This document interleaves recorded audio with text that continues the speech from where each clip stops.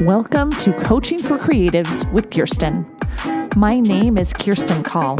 I'm a therapist-trained life coach and a children's book author. Together, we'll get the drama out of our lives and onto the page. Let's get started.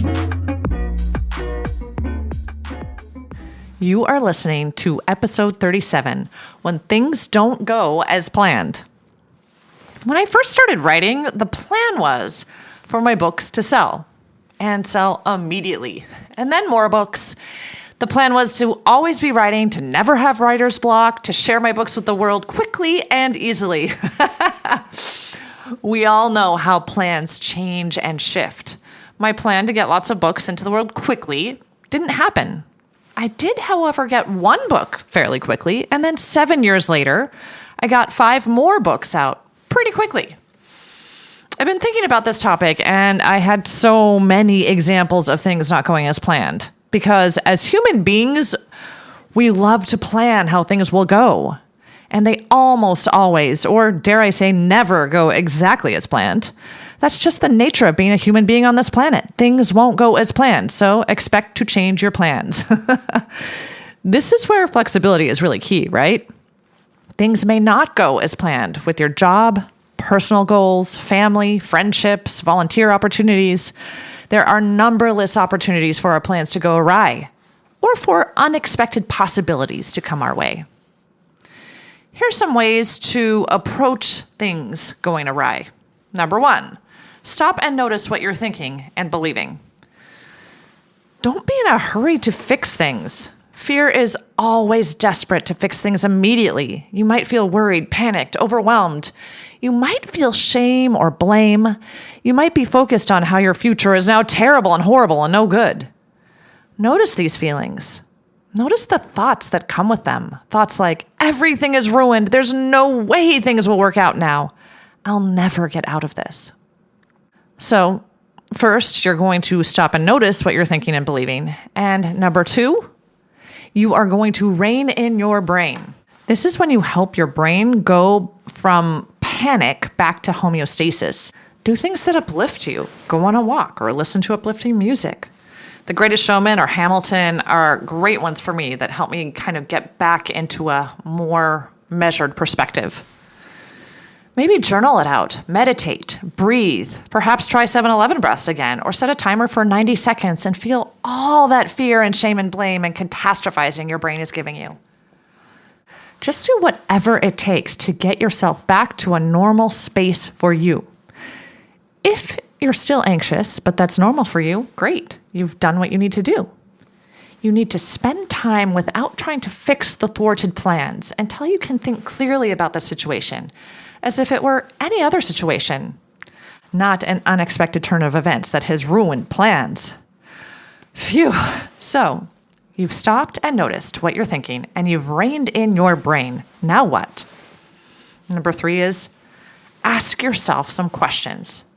Questions like, is this really an emergency? Could this possibly be good? What if I need this? What if it actually helps me in some way? What if I'm wrong about this? What if nothing has actually gone wrong? What if this is exactly what needed to happen? What if this experience is exactly what I need to become who I want to become? What if my original plan was wrong? What if I needed this change of plans?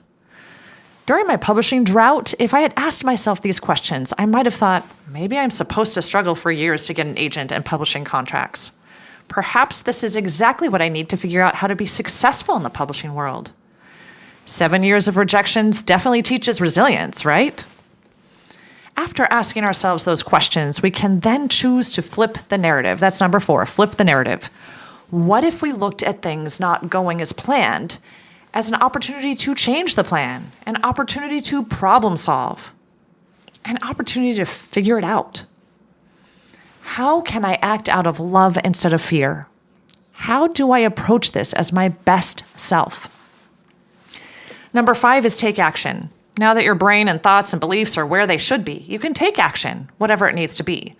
For me, all those years of subbing, my action was to keep submitting and reminding myself that success really does live in the neighborhood of failure. So your plans fell through. Now what? Have you ever been stood up? As a teenager, I had someone ask me to go to a concert with him, and then he just never showed up at the appointed time to bring me to the concert. At first, I was confused. This was back before cell phones, right? So I couldn't call him or text him to try to figure out what's going on. So at first I was confused, then I was hurt, then I was angry. I didn't understand why he would ask me and then not tell me he changed his mind. I found out later he took another girl. Go figure. I was excited about the concert and frankly, the date itself, but my plans fell through. And I needed to figure out how to process the hurt and anger and sadness I felt because of my lost expectations. Here's where things get a little fuzzy. I was a teenager a long time ago. I don't know what I did that night besides cry and vent. Maybe I watched a movie with my family. But I do know that although not going to that concert felt like a catastrophe, an emergency even, it wasn't. I don't even remember who was singing that night. It has no bearing on my life right now as a 48-year-old woman. That's another way to approach plans that fall through. Ask yourself, how will I feel about this tomorrow? How will I feel about this next month? How will I feel about this in a year or 5 years, or in this case, over 30 years later? So, when things don't go as planned, take a deep breath. You've got this. In fact, the new path you're already on is exactly the path you're supposed to be on. It's like Rudyard Kipling said in his poem, The Road Not Taken. 2 roads diverged in a wood, and I took the one less traveled by. And that has made all the difference. Failed plans are teeming with opportunity. I can't wait to see what you do with them. Until next time, keep smiling.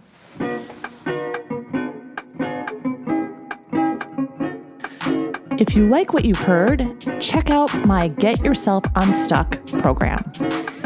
Go to KirstenCall.com. That's KirstineCall.com and schedule a free consultation today.